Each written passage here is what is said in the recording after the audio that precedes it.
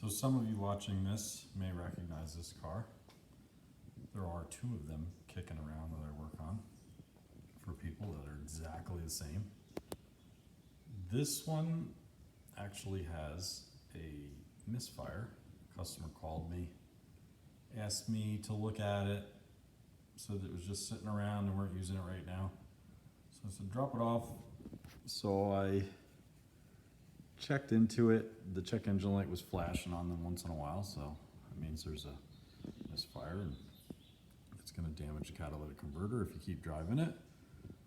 So I hooked up my trusty scan tool and ran codes. Has a cylinder 3 misfire. So there's a few things that can cause a cylinder misfire.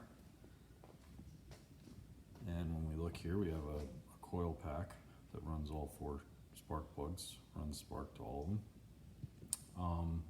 So it can be spark related, fuel related, or an internal engine problem.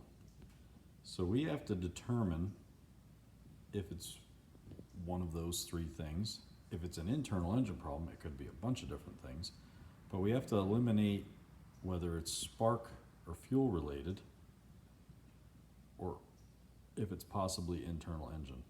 So that's the trick. So we'll do a little bit of quick pre-checking. You know, there's a lot of technicians, they call it their 15 minutes of fame. You just run through a bunch of different things you can look at really quick. Visual inspection, looking at the coil pack, look for some cracks near number 3. As you can see, the one in the back on the passenger side is number 3, according to the coil. And when you look it up in specs. So we'll look at that wire really quick. Don't really see any evident damage of the coil pack. And if it were individual coilovers, so coilover plugs, easy check to see if it's spark related is to switch the coils, which a lot of people know if you have experience in the field. So we would switch the coils, switch the spark plugs maybe, see if the misfire changes to the other cylinder that you switched it to. If not, then it's something either fuel related or internal engine related. I did have another one of these that had the same problem, and it had a misfire. I think it was in the number 2 cylinder on the driver's side, so the front one on the driver's side. And it ended up, after all the diagnosis, it was a fuel injector. And I had a spare engine kicking around, so I stole a fuel injector out of that and swapped it, fixed the problem. Customer's super happy, low cost, was a friend of mine like always, so it was an easy fix. For them, very cheap. So I'm going to stop the video right now and do a couple of things, and then we'll come back to it. Okay, it only took me a couple minutes. I took the airbox baffles out. There's this whole system of stupid plastic pieces that gotta come out. Took those things out. And then I pulled the spark plug wires off, and I pulled the spark plugs out on the passenger side because it's very easy to do. And what I found was a bunch of oil on this spark plug wire. And then if you look at the spark plugs really closely, they are in horrible condition. This car's been burning oil for a while. It's kind of like just, you know, trying to get by with it. It's a teenager's car, so just trying to keep it running. It's very cheap to put spark plugs in. The other thing I noticed is this black line on the plug. I wonder if it's cracked. So what I'm going to do is I'm going to order some valve cover gaskets to fix the oil leak that's leaking onto the spark plug wire in the boot, and some spark plugs. That's a very easy thing. It's definitely needed. I think I'll get some wires too. It's definitely bad. You can see the spark plugs are terrible. So it wouldn't be a problem to do this, and it wouldn't be bad for the car to do it. So we'll get some spark plugs. Definitely. We'll get get some wires and some valve cover gaskets. Of course, call the customer after we talk to the auto parts store and get some prices, and then move on from there. Hopefully the customer will go for it. We'll throw some spark plugs in it, some wires, valve cover gaskets, and then see how the car is. If the car's still not great, we can do some other checking around and messing around. While we have the spark plugs out though, we're gonna do them all at the same time. We'll do a compression test, take a couple extra minutes to make sure we don't have any internal engine failure problems while we have the spark plugs out. So that's the game plan. I'm gonna get on the phone with the auto parts store, see what I can find today, and then start pulling the other spark plugs out, and we'll do a compression test. Okay, I have all the spark plugs out. I have the coil unplugged. I'm going to disconnect the fuel injectors, or take the fuse out of the fuse block here for the fuel injection system. If I can get it open here. That fuse in here. Should be. So, main relay. Sure, one of these is for the fuel injectors somewhere here. Or I can disconnect the injectors, or I can unplug the fuel pump.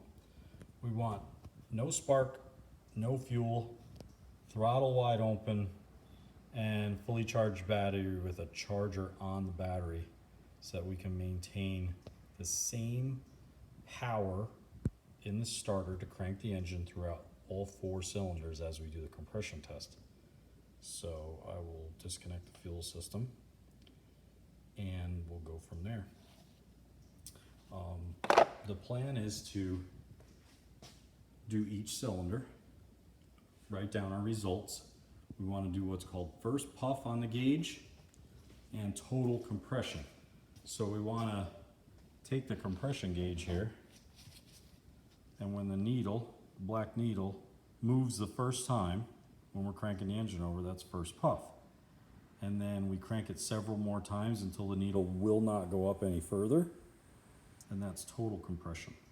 So first puff should be about 50% of total, and that means that you have a good engine, good sealing piston rings and valves and head gasket, and no other issues. I did pull all the spark plugs out, and they're all in pretty bad shape, except for that one that's on the top left of the camera.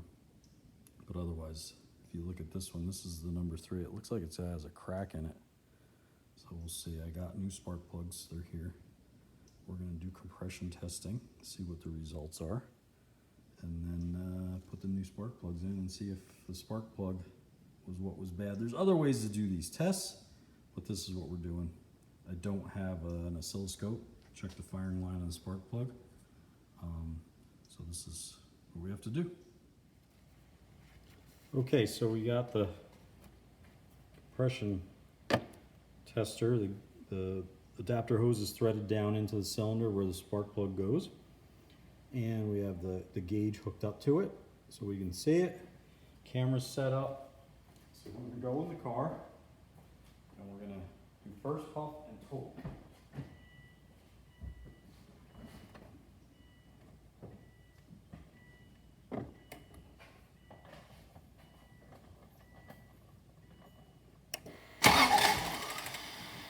So first puff is 120.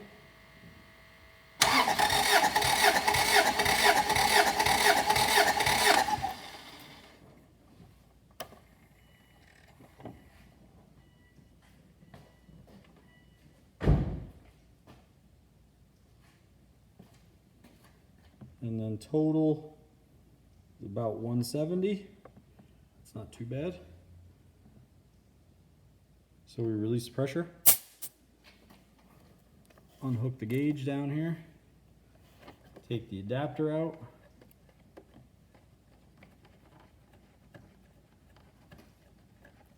and we're going to transfer it to the next cylinder, which is a little bit hard to get at, but this should work.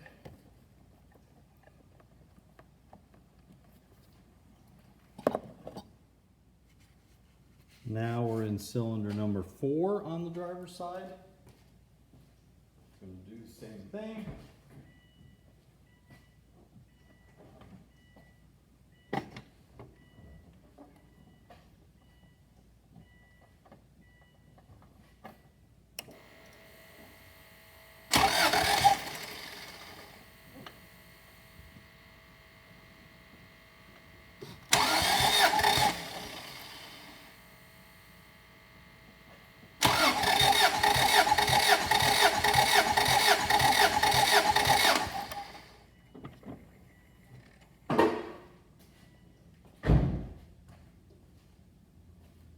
Okay, so that one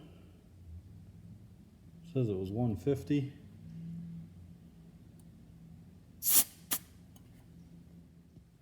All right, I did the other 2 cylinders and they were pretty much the same as the driver's side.